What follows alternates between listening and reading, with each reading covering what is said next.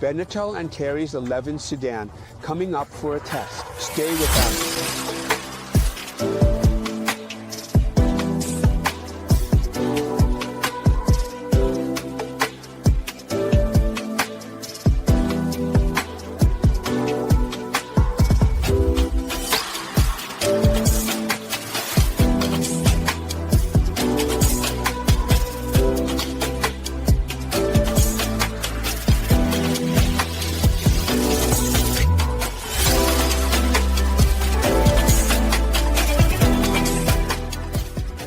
Bénéteau Antares 11 sedan, so without a flybridge, ready for testing and also ready for sale. Let's go check out all the details. 9.90 meters is the certified length, while the boat's overall length is 11 meters and the width is 3.40 meters. So if you need to choose a spot in the marina, make sure there's enough space because this boat is really big. Folding side platform, so the bulwark folds down toward the sea, and two exceptional 350 horsepower engines each. Now I'm going to tell you a few details about this feature. Thanks to Honda, who wanted to test this Antares 11 with their new 350 V8 engines, we got it certified, so this Antares is truly a unique model. In fact, the standard certification for maximum applicable power is 600 horsepower. Here, we actually have 700 because we have 350 plus 350. An ideal solution for achieving exceptional performance and boosting capabilities while also reducing fuel consumption. Outstanding! Thanks to the advanced technology of these engines and the installed kit, we also have the option to control the boat with the joystick at the helm, which we'll look at later. We're in the cockpit, right outside the cabin, in the central area of the boat.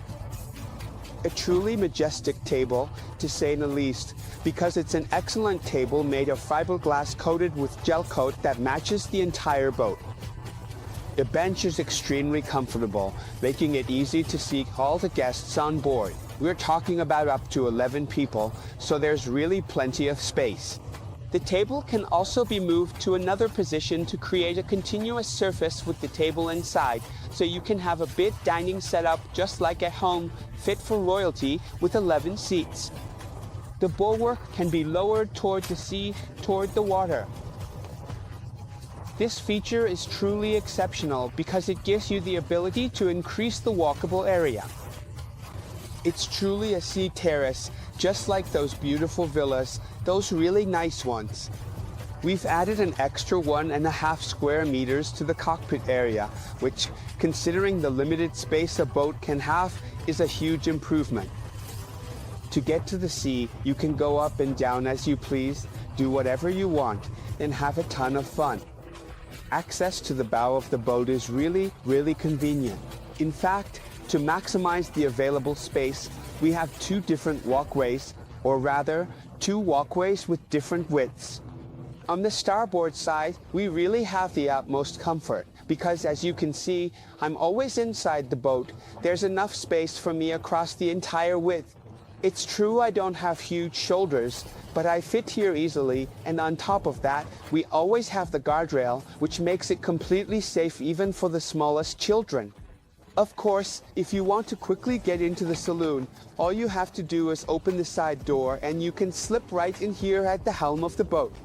Another cool feature, let's say you have a port with a side dock that's really convenient along the side of the boat, instead of a finger dock, that floating walkway you find in modern marinas, or maybe you just want to get close to another boat, since you might be spending the afternoon hanging out with friends on other boats.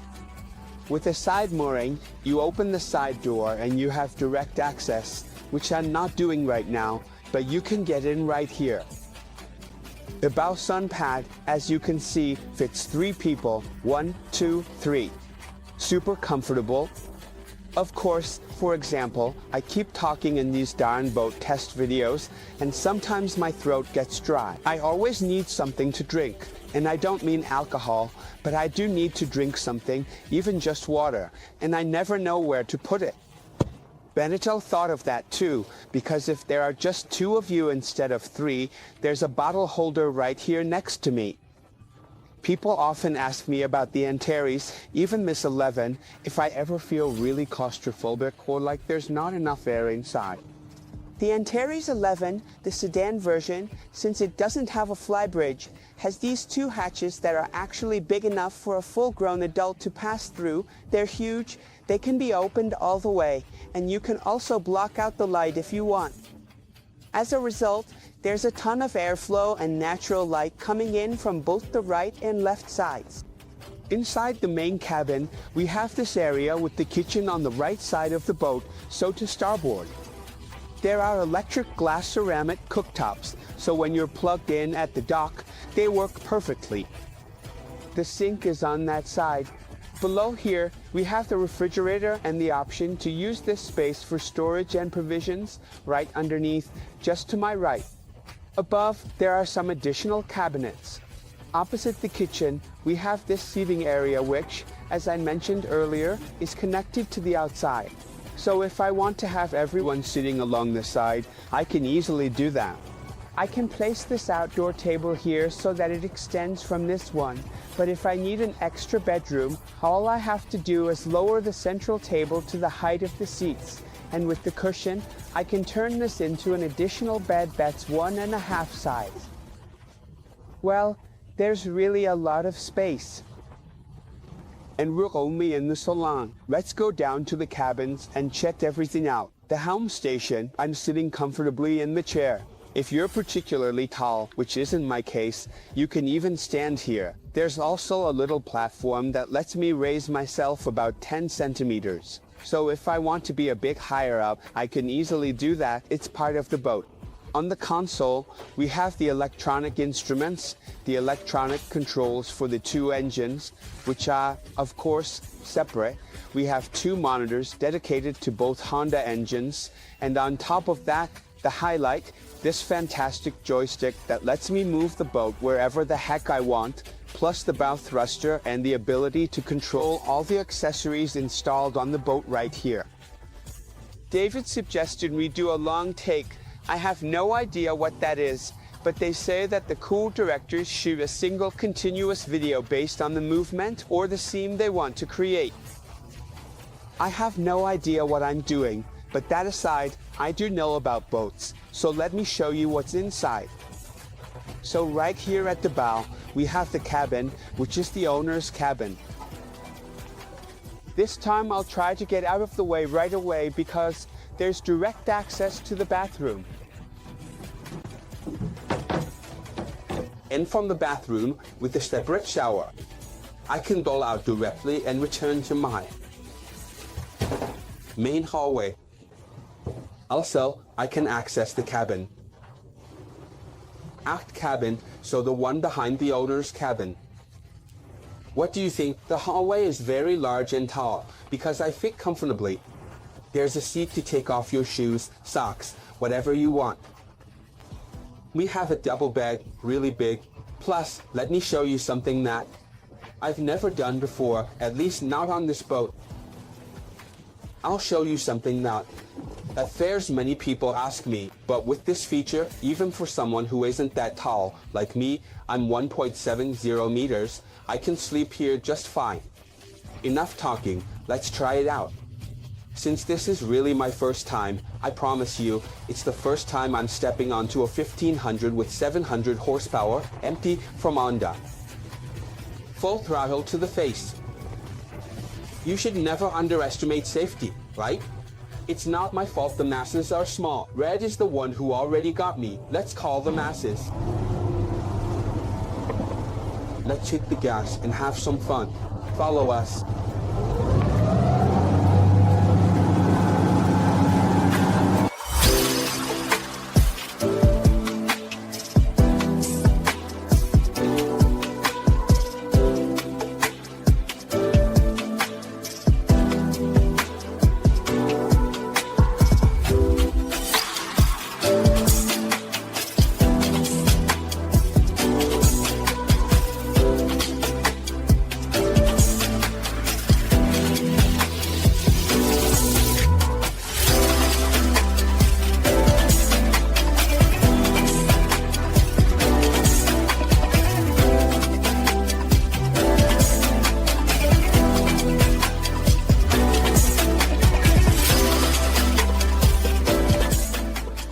Let's also see how many seconds it takes us to hit the brakes.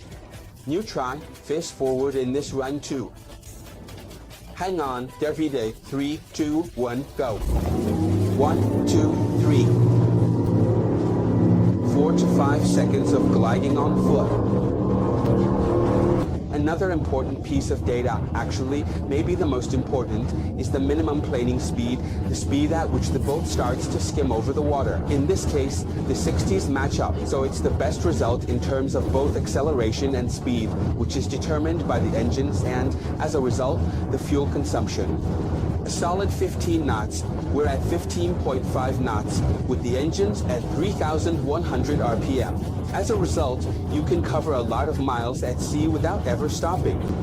At this speed, at 15.5 knots and 3,100 RPM, we're using 28 liters per hour per engine. That's not bad at all, but let's also see what we can do at full throttle. The engines are ready. Let's push the throttles all the way and see what happens. We're really pushing the engines now. We're doing 41 knots. 41 knots, 6,000 RPM engine. 120 meters, that's the hourly fuel consumption per engine. But we make a lot of meat.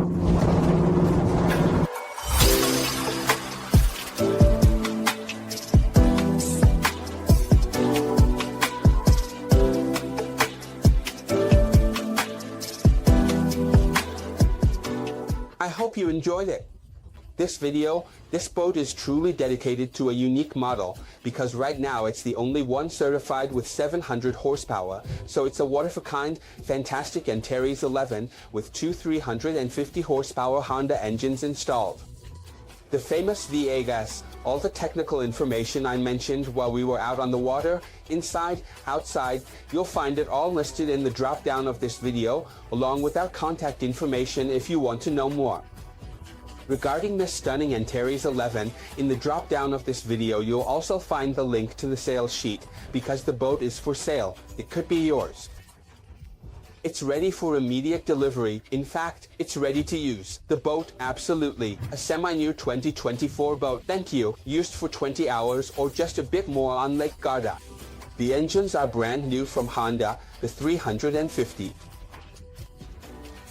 Honda's V8 with fantastic startup, brand new engines, 5-year warranty, so you're getting an exceptional package with this one. I mustn't forget to tell you that if you don't want to miss any of our videos, since people often ask me about this, all you have to do is subscribe right here to this channel. From a warm spring day, all that's left for me to say is fair winds, and of course, keep an eye on the weather.